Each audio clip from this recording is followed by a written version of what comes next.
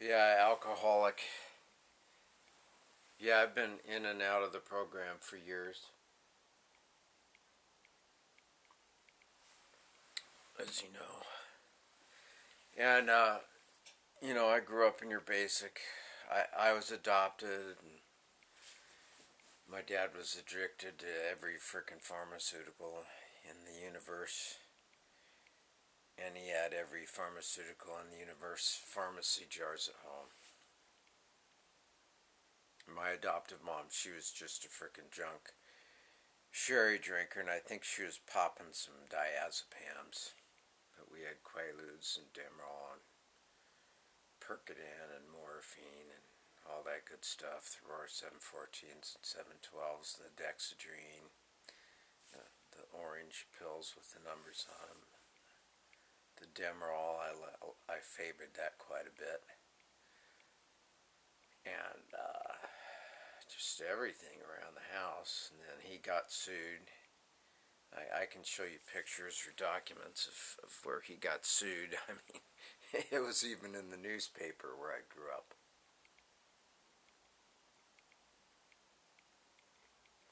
So a little bit on drugs and alcoholism. I guess I had like a colonoscopy yesterday, and then they gave me anesthesia, and then that gets you all fired up. It fires up all that brain chemistry, all that stuff makes you want to get it all freaking loaded and just take it a step further. Bring it home with you. I'm like giving me more and more and more. They were supposed to knock me out with what they gave me, the dose, and they wouldn't give me enough to knock me out, so I got to watch the whole thing, watch camera, go at my intestines and all that. But afterwards, I took a poop when I got home, and I found that in my frickin' poop. It was kind of like water because they give you stuff, and I don't know how this frickin' ended up after a colonoscopy. That's kind of frickin' weird. That freaks me out. I mean, you always wonder when they operate you nowadays, are they chipping you too? Why they're at it? Because they're really adamant about keeping control of people these days. But anyways, um, I lost not a real close friend, but a fairly close friend. I had a brain injury about 4 years ago. I spent a week on the floor. I hit my head on the doors. I don't know, someone hit me on the head when I came home. And I was on the floor for 7 days without food or water, and my kidneys were shut down, and my brain was hemorrhaging really, really bad, and I was going in and out of coma, and my heart rate was irregular, and I was totally dehydrated, and I had pneumonia, and I couldn't move my right arm. I couldn't walk. I was dying. Luckily, my landlord came home. Because I'm a soc, I like to know everybody in my environment if I can.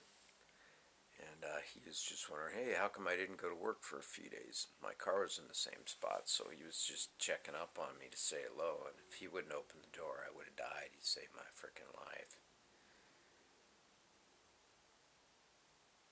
But anyways, I got out of the hospital after 2 months of them not knowing. They tried their best. They didn't know whether I was going to live or not or die, and they still didn't know when I left the hospital. But this guy, Brian, and my ex-wife took care of me until I went back overseas.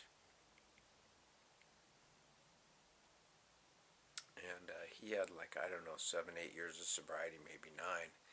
And I had so much faith in the guy over myself, I gave him my second copy of my AA Big Book.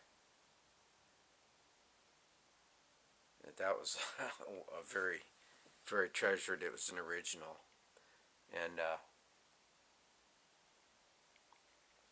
I was sure the guy was going to stay sober, so about, I don't know, 4 months ago on Facebook, I see him on Facebook, and I notice he's in Vietnam, and I'm thinking, cool, he's on the same timeline as me, so we can interact and everything. And he told me that he relapsed.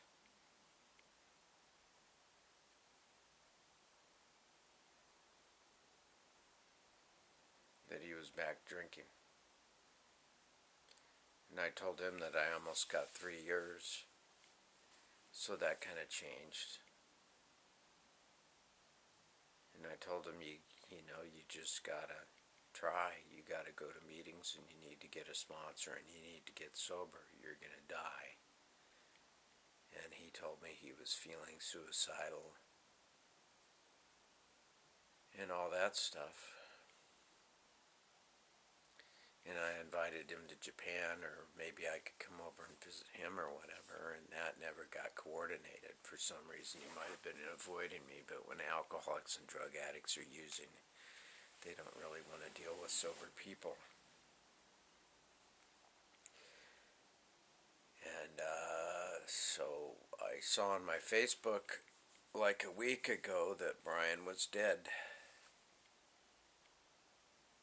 So he lived in Vietnam for 4 months and then he died.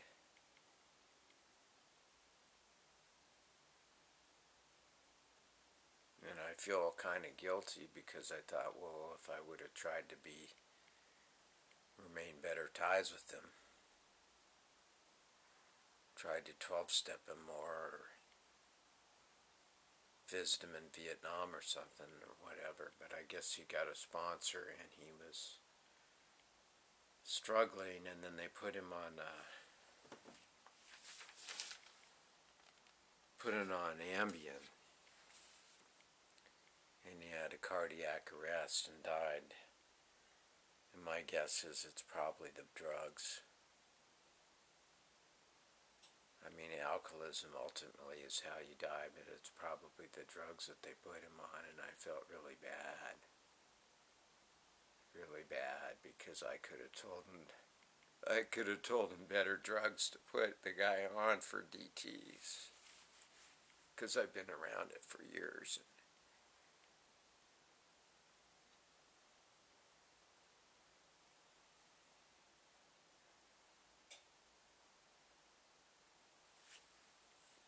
And if I would have been in contact with him, I would have told him to stop that shit right away.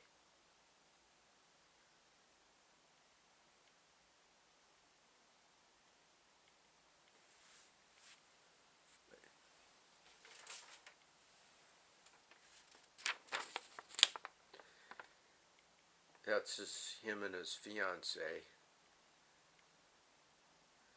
that he left behind.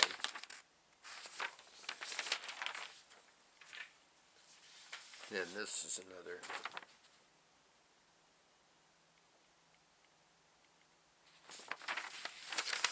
Just kind of robbed of his life, you know. Yeah, he even had a full head of hair. If you look at me, he haven't even had a full head of hair in his 40s. And a fiancé, and I believe a child on the way, and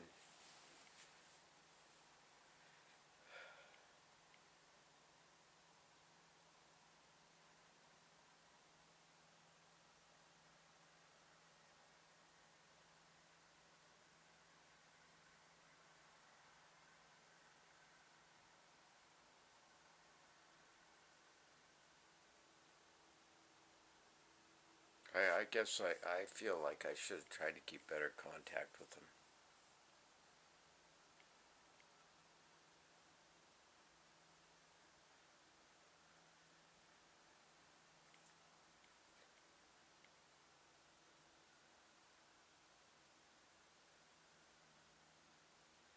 And I just don't know why they put him on that shit.